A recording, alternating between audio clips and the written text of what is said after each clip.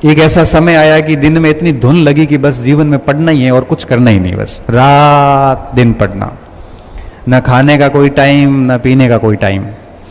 परिणाम ये निकला कि दिल्ली के अंदर आईएएस मेंस के टाइम में मेरे बड़ी आंत डैमेज हो गई,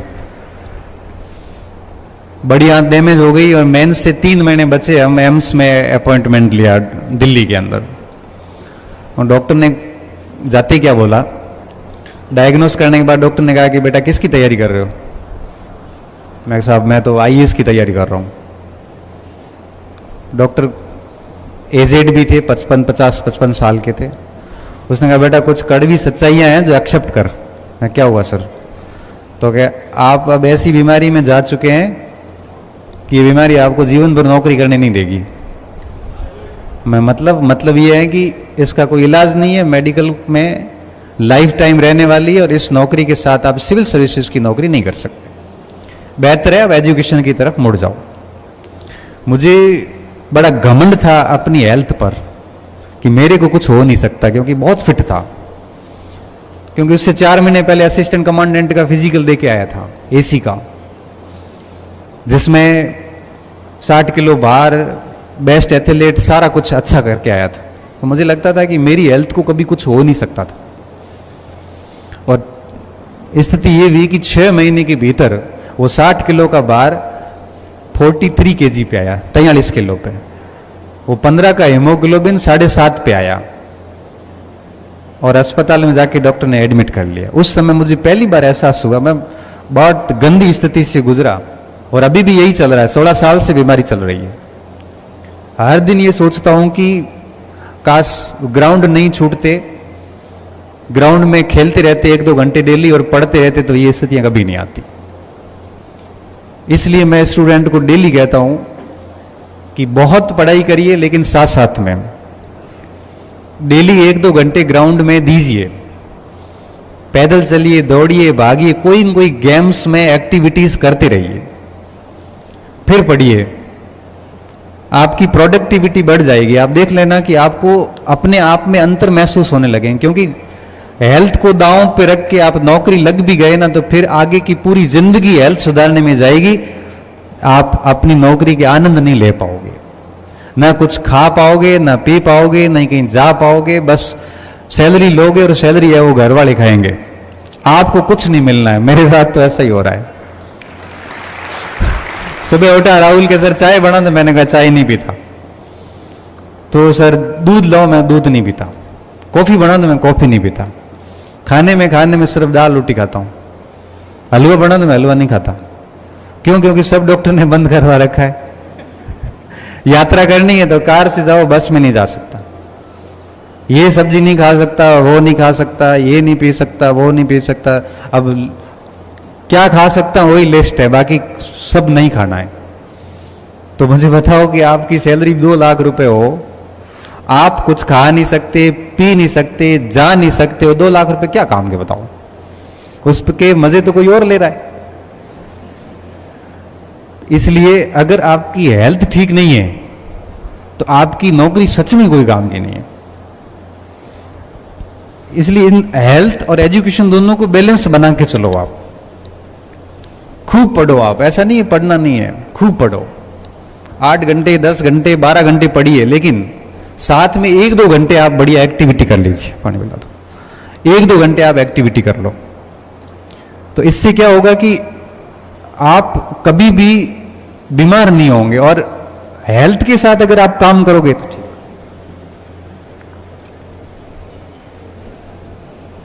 तो उसका बहुत बेनिफिट होगा आपको। और ये बात मैं इसलिए कह पा रहा हूं कि मैं इन चीजों से गुजरा हूं। आज भी ये स्थिति होती है कि सुबह शाम 3 टैबलेट के साथ में दिन शुरू होता है, और 1 टैबलेट के साथ में रात को सोना होता है। हर दिन 3 से 4 टैबलेट खाते हैं, तब दिन गुजरता है। आपको मेरी लाइफ बड़ी शानदार लग रही होगी कि यार क्या मस्त है, एकदम छोटी उम्र में प्रोफेसर बन गए, गाड़ियां वगैरह, घर वर, इतनी बच्चे पसंद करते हैं, पढ़ाते हैं, पैसे वैसे कोई कमी नहीं है। ये तो है बाहर की जिंदगी जो आपको दिख रही है। इसके पीछे की जिंदगी ये है कि 4 टैबलेट्स खाओ, कुछ खाना नहीं है, सिर्फ पानी पीना है, और बड़ी नियमित सी लाइफ है, कहाँ उठना है, कहाँ बैठना है, कहाँ जाना है, कुछ नहीं करना है, साथी सब मजे से खा रहे हैं, मैं बैठा हूँ पास में देख रहा हूँ। ये है असल जिंदगी जो आपको दिखती नहीं है, जिससे मैं होकर गुजरता हूँ। और मुझे जब हेल्दी लोगों को देखता हूँ तो मुझे थोड़ी ईर्ष्या भी होती है। ईर्ष्या ये होती है कि ये लोग बड़े आनंद ले रहे हैं और मैं इनको देख रहा हूँ, लेकिन साथ साथ में अच्छा भी लगता है कि कम से कम ये हेल्दी तो है, जीवन तो जी रहे हैं। तो मैं आप सभी को कहता हूं कि अपने स्वास्थ्य को हमेशा प्राथमिकता में रखें, दूसरे नंबर पे स्टडी को रखें, तीसरा कोई काम ही नहीं करना है।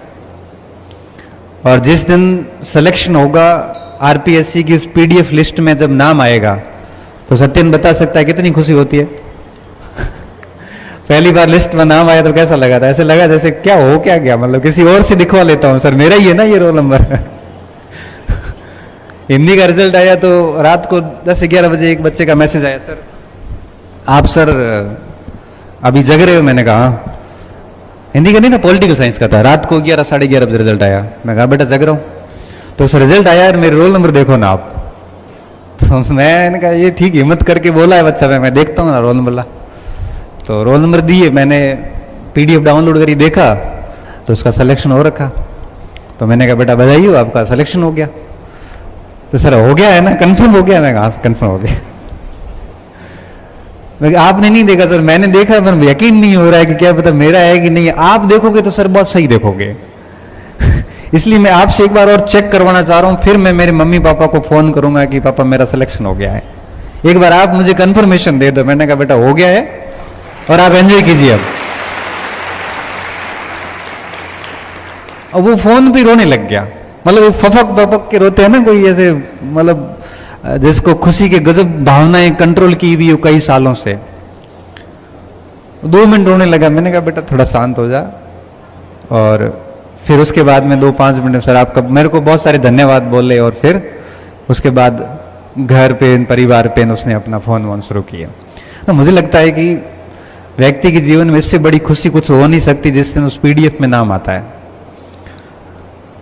जब आरपीएससी की या यूपीएससी की पीडीएफ खुलती है, मेरे छोटे भाई का इंजीनियरिंग बैकग्राउंड था, उसने कहा मुझे भैया आरएस की तैयारी करनी है। मैंने कहा कर बेटा, सपोर्ट मैं करूंगा, कोई दिक्कत नहीं है। मेरा रियल छोटा भाई 8-10 महीने बढ़िया मेहनत की। जैसा मैंने कहा किताबें बता दी मैंने कहा बस 3 चीज़ों का ध्यान रखना, इसके अलावा कुछ पढ़ना नहीं है, और इसको इतना तरीके से पढ़ना है कि ये न लगे कि आधी अधूरी पढ़ाई हो गई। और तीसरा हेल्थ का ध्यान रखना, खाने पीने का ध्यान रखना है।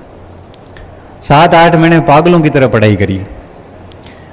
और आरएस के अंदर मेंस हुआ, इंटरव्यू के लिए मैंने प्रॉपर गाइड किया, सारी चीज़ें बताई, इंटरव्यू दे के आया। अब रिजल्ट का समय आया, अब रिजल्ट आने वाला था। इंटरव्यू, लास्ट इंटरव्यू के बाद में कभी भी रिजल्ट आ सकता है। तो मेरे को कहा कि आज मेरे भाई साहब रिजल्ट आने वाला है रात को। तो मैंने कहा भाई मैं भी जगूंगा, रिजल्ट तेरा आ रहा है आरएस का, तेरा पहला ही पेपर है। 10 बजे, 11 बजे, 12 बजे रिजल्ट आया नहीं, 11:30 बजे रिजल्ट नहीं आया। मेरे को तो नींद आने लगी। मैंने कहा भाई मैं तो सोता हूँ। वो खुद जयपुर था। 2-1 बजे उसका, 1:30-2 बजे उसका फ़ोन आया। तो मेरा फ़ोन तो पिछले 5 साल से साइलेंट ही है। 5 वर्षों से मेरा फ़ोन साइलेंट ही है। आज तक मैंने फ़ोन को साइलेंट मोड से निकाला ही नहीं है।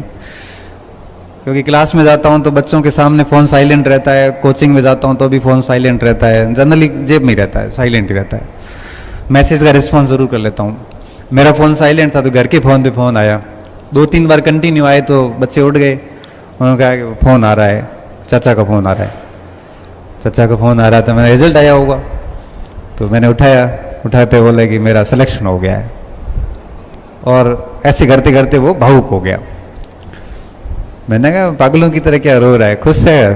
तो क्या मेरा सिलेक्शन हो गया, मेरी 245वीं रैंक आई है और मुझे यकीन नहीं मेरा आरएस में हो गया। फिर मम्मी पापा को फ़ोन किया, वो तो जग रहे थे, उनको तो नींद ही नहीं आई थी, मैं तो फिर भी सो गया था। अब उस रिजल्ट को जानने के बाद में कई दिनों तक मैं भी खुश रहा, हमारे खुश सबके आंसू आ गए आंखों में।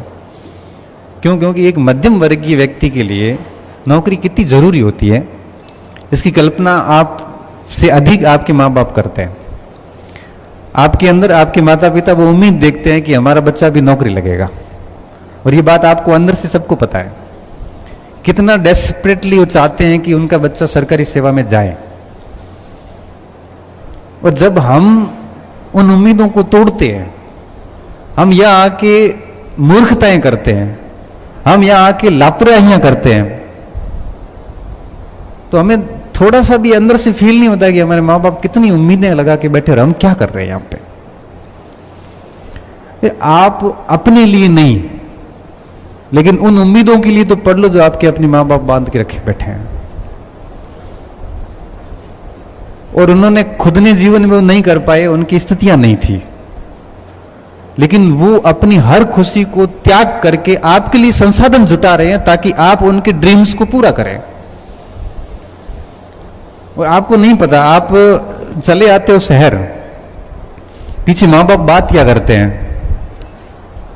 अब मेरा छोटा भाई जयपुर था, पीछे माँ डेली पूछती थी कि मारे छोरे नौकरी लागे को लागे, नौकरी लगेगी कि नहीं लगेगी, तनकी लागे, तेरे को क्या लग रहा है, तेरे को तो पता है ना पास कैसे होते हैं। इतनी उम्मीद है कि बस लग जाए, उनको जैसे लगा जैसे उनका जीवन धन्य हो गया। मुझे लगता है कि इससे बड़ी प्रेरणा आपके लिए कुछ हो नहीं सकती। आपको जब आप गलत रास्ते पे जाओ, जब आप पढ़ाई नहीं कर रहे होते, तो कम से कम एक बार अपने घर की तरफ देखना, आंखें बंद करके सोचना अपने उस परिवार की तरफ कि वो आपसे कितना कुछ चाहता है और आप कर क्या रहे हैं। अगर आप इतना डेडिकेशन दे देंगे घर के उम्मीदों के अनुरूप, तो निश्चित तौर पे आप एक शानदार परिणाम देंगे। अब आज की युवाओं को, आप इधर तो इतनी दिक्कत नहीं है, बाड़मेर जैसलमेर में सर दिक्कत यह है कि लोग बच्चे तस्कर हो गए, ड्रग्स लेते हैं। ड्रग्स का इतना गंदा फैला हो गया है कि पीढ़ियां की पीढ़ियां बर्बाद हो रही है हमारे उधर। हालांकि मुझे लगता है इस क्षेत्र में ये दिक्कत नहीं है, ये भी बहुत अच्छी बात है। बेचारे माँ बाप घर पे काम धंधा कर रहे हैं और बेटे बेटियां शहर आके उनकी उम्मीदों को कुल्हाड़ी से हमेशा काटने का काम करती है।